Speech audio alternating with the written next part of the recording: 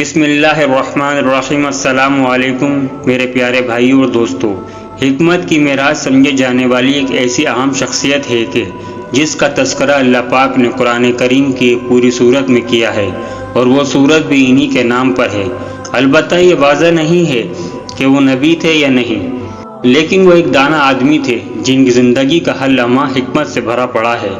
جی ہاں، حضرت حکیم لقمان رحمۃ اللہ علیہ کہ جن کے بارے میں اردو کی مشہور مثال ہے۔ وہم ہی ایک ایسی بیماری تھی جس کی دوا حکیم لقمان کے پاس بھی نہیں تھی۔ حضرت ابو جعفر رضی اللہ تعالیٰ عنہ سے مروی ہے کہ ایک دفعہ حضرت حکیم لقمان غلاموں کے بازار میں بکنے کے لیے پہنچ گئے، جہاں ہر طرف غلاموں کی بولیاں لگ رہی تھیں۔ آپ نے اپنے آپ کو بکنے کے لیے پیش کر دیا۔ ظاہری سی بات تھی، اس میں بھی کوئی حکمت ہی تھی۔ خیر، جو بھی آپ کو خریدنے کے لیے آتا تو آپ اس سے یہ دریافت کرتے کہ آپ مجھے خرید کر میرے سے کیا کام لینا چاہتے ہو۔ ہر خواہش مند نے اپنے اپنے مقصد آپ کو بتاتے تھے، پر آپ جب ان کی باتیں سنتے اور آپ ان کے ساتھ جانے کا انکار کر دیتے۔ پھر ایک ایک کسان آپ کو خریدنے کے لیے آپ کے پاس آیا۔ اس نے آپ سے کہا کہ میں آپ کو خریدنا چاہتا ہوں۔ اس کسان سے پوچھا کہ آپ مجھے کس لیے خرید کر لے کر جا رہے ہیں؟ کسان نے کہا، میری 3 جوان بیٹیاں ہیں جو میرے گھر سے باہر جانے کے بعد زناکاری کرتی ہیں۔ میرے بار بار منع کرنے سے وہ باز نہیں آتی۔ اس کسان نے کہا کہ میں آپ کو اپنے گھر کا چوکیدار رکھوں گا۔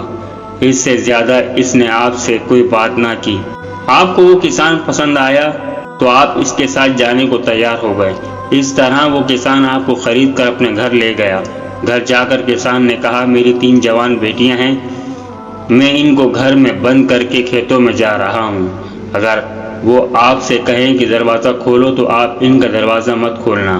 یہ بات کہہ کر مالک اپنا کام کرنے کھیتوں میں چلا گیا۔ مالک کے جانے کے بعد حضرت حکیم لقمان دروازے کے پاس بیٹھ کر اپنے رب کائنات کی عبادت میں مشغول ہو گئے۔ باپ کے جانے سے تھوڑی دیر بعد تینوں لڑکیوں نے اس بزرگ سے کہا کہ کمرے کا دروازہ کھولو۔ ان کے کہنے پر آپ نے کمرے کا دروازہ نہ کھولا۔ وہ بار بار آپ کو دروازہ کھولنے کو کہتی رہیں، پر آپ نے تینوں کی بات پر توجہ نہ دی۔ انہوں نے دروازے کو زور زور سے پیٹنا شروع کر دیا۔ آپ کے دروازے نہ کھولنے پر انہوں نے کمرے سے برتن اور پتھر پکڑ کر آپ کے اوپر مارنے شروع کر دیے۔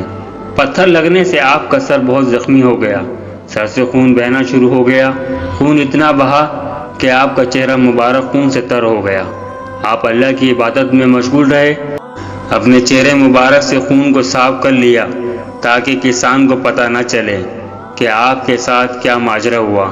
جب کسان شام کو گھر واپس آیا تو اس نے پوچھا کہ جناب سارا دن کوئی مسئلہ تو نہیں ہوا؟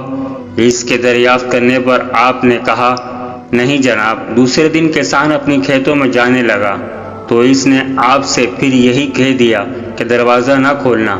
آپ نے کہا ٹھیک ہے۔ اس دن پھر لڑکیوں نے وہی کام کیا۔ یہ کام مسلسل کافی دن تک ہوتا رہا۔ وہ لڑکیاں آپ پر ظلم و ستم کرتی رہیں۔ آپ ان لڑکیوں کو ظلم و ستم برداشت کرتے رہے۔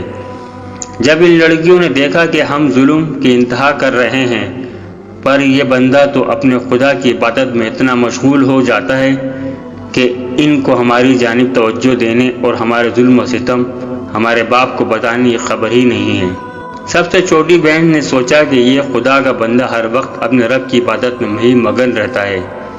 ہم کتنی گناہ گار ہیں جو اس پر ظلم کرتی ہیں۔ وہ تو اللہ کا نیک بندہ اپنے رب کی عبادت میں لگاتار رہتا ہے۔ اس لڑکی کی توجہ دن بدن حکیم لقمان کی عبادت کی طرف بڑھتی ہی چلی گئی۔ ایک دن اس لڑکی نے خدا تعالیٰ سے سچی توبہ کر لی۔ اس حرام کاری، زنا کاری اور سب برائیوں سے توبہ کر لی۔ اس نے پابندی کے ساتھ 5 وقت کی نماز پڑھنا شروع کر دی۔ وہ چلتے پھرتے اللہ تعالیٰ کا ذکر کرتی رہتی۔ پھر 2 بہنوں میں سے ایک بہن نے سوچا کہ ہماری بہن تو نیک اور پرہیزگار بن گئی، خدا تعالیٰ نے اس کے سارے گناہ معاف کر دیے۔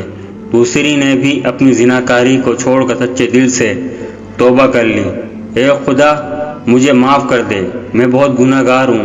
اس نے سچے دل سے توبہ کر کے سارے برے کاموں کو ٹھکرا دیا۔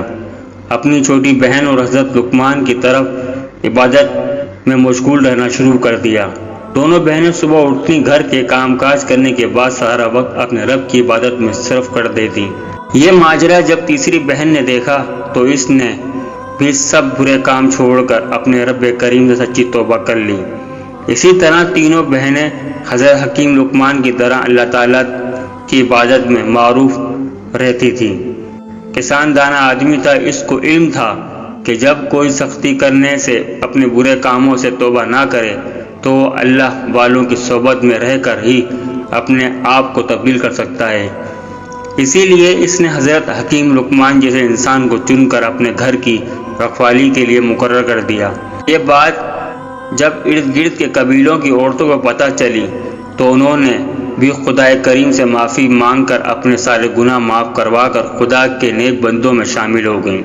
یہی وجہ تھی حضرت حکیم لقمان ہر اس بندے سے دریافت کرتے جو آپ کو خریدنے کے لیے بازار میں تشریف لاتا تھا۔ آپ اس بندے کے ساتھ جانا چاہتے تھے جس کے ساتھ رہ کر آپ لوگوں کو خدا کی رضا کے مطابق زندگی گزارنے کا اصول بتا سکیں۔ حضرت حکیم لقمان ہر وقت اللہ کی رضا میں خوش رہنے والے تھے۔ وہ ہر وقت اپنے رب تعالیٰ سے یہ دعا کرتے تھے کہ اے اللہ مجھے اپنے نیک بندوں میں شمار کر لے۔